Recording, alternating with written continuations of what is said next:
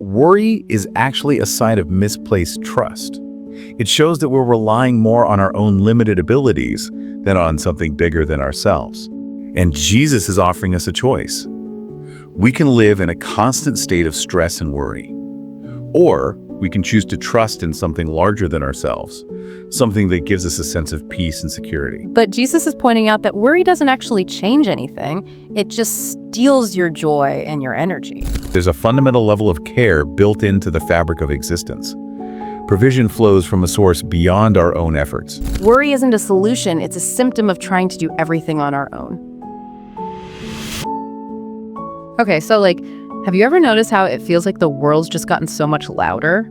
And it's not just the actual noise. Right, it's like a constant buzz in the back of your mind. Yeah, exactly. It's like this anxiety that just kind of hangs there. And we're always getting told to be positive, don't worry. But it's not always that easy. No, it's not. So today, we're going to try something a little different. We're going to dive deep into some wisdom from Jesus from the Gospel of Luke, chapter 12, verses 22 through 31 to be specific. Sounds intense. I know, right? Shit. But trust me on this. These verses offer some seriously practical guidance for dealing with this whole anxiety thing. Okay, I'm intrigued. So are we talking about religious advice here? Well, yes and no. I mean, these are ancient teachings, but they're also surprisingly relevant to everyday life. And this particular passage, it offers a completely different way of thinking about worry, doesn't it? Yeah, it does. It goes beyond just telling you not to worry. It helps you understand why we worry in the first place.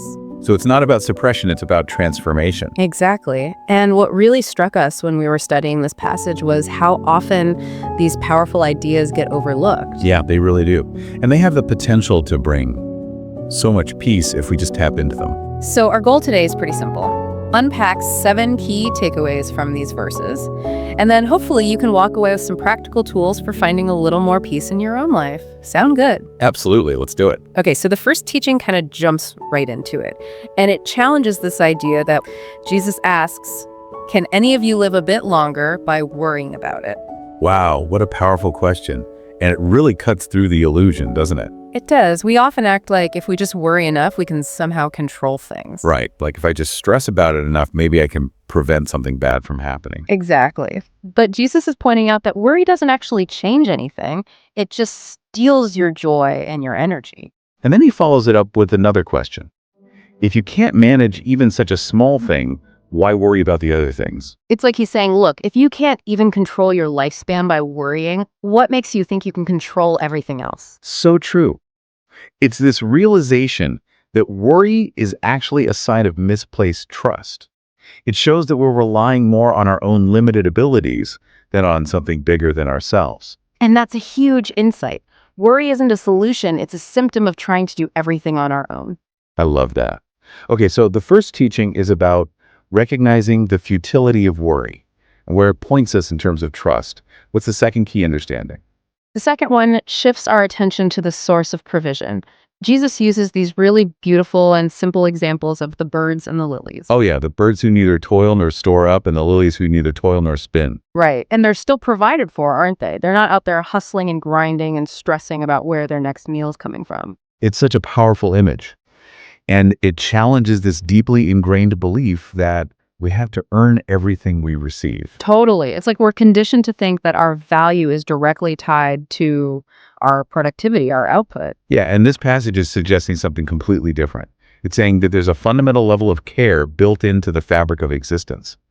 Provision flows from a source beyond our own efforts. That's kind of a mind-blowing concept when you really think about it. It is, and I think that's what makes it so liberating. What resonates with you about this idea? Well, honestly, it brings me a lot of relief. I don't have to be in this constant state of striving and hustling just to survive. It suggests that there's a deeper security that doesn't depend solely on my own actions. I hear that. And that leads us perfectly to the third teaching, which addresses something that often underlies our anxieties, our sense of self-worth. Yes. Jesus says straight up, you are worth so much more than birds. Such a simple statement, but so profound. I know, right? In the busyness of life, it's so easy to lose sight of our own inherent value. Totally. We get caught up in comparing ourselves to others, feeling like we're not enough, not doing enough. And those feelings can really fuel our anxieties. Absolutely.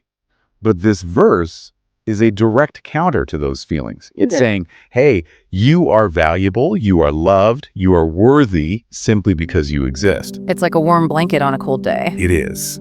So we've covered worry as unproductive, provision as something that flows naturally, and our inherent value. What's the fourth teaching from this passage? The fourth one is about recognizing that those anxious feelings can actually be a signal.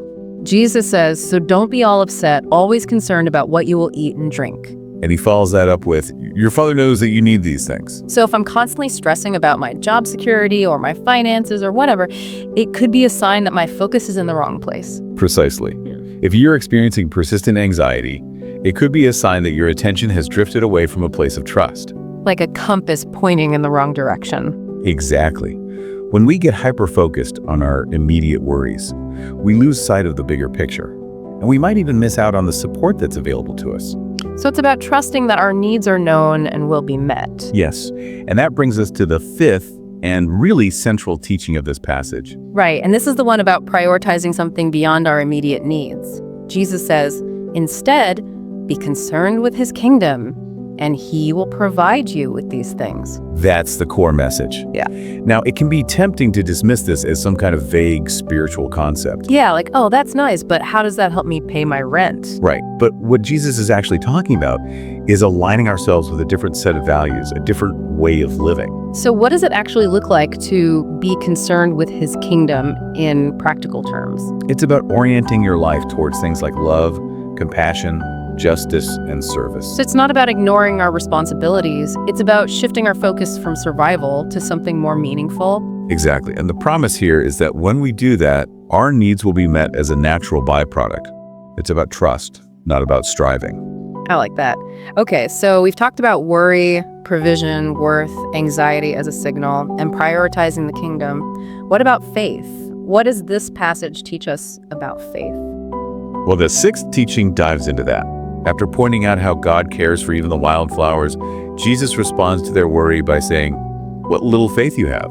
And I think it's important to note that he's not questioning whether they believe in God. Right, he's questioning their trust in God's present active care for them. So it's less about having all the right theological beliefs and more about a lived experience of trust. Exactly.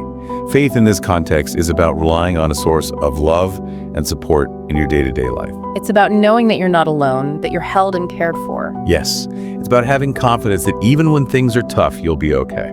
That's a really comforting thought. Okay, so we've covered 6 teachings so far. What's the 7th and final one? The final teaching really brings everything together. This whole passage is basically an invitation to shift our focus away from anxiety and fear about the future and towards a more grounded present moment awareness of purpose and care.